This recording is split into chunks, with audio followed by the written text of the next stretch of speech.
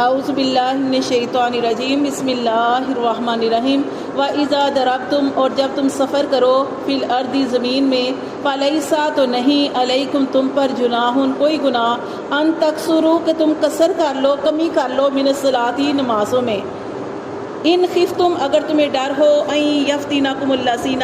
کہ تمہیں فتنے میں ڈال دیں گے وہ لوگ کافروا جنہوں نے کفر کیا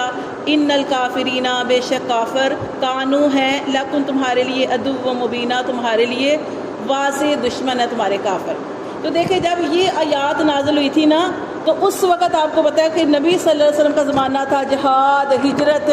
جنگ، یہ بہت زیادہ چیزیں تھیں کیونکہ اس وقت اسلام اتنا پھیلا ہوا نہیں تھا۔ اس وقت یہ آیت نازل ہوئی تھی کہ اللہ تعالیٰ نے فرمایا کہ جب تم اللہ کے راستے میں چلو پھرو زمین میں فَلَيْسَ عَلَيْكُمْ جُنَاحٌ أَن تَقْصُرُوا مِنَ الصَّلَاةِ تو تم پر کوئی گناہ نہیں ہے کہ تم نماز میں کمی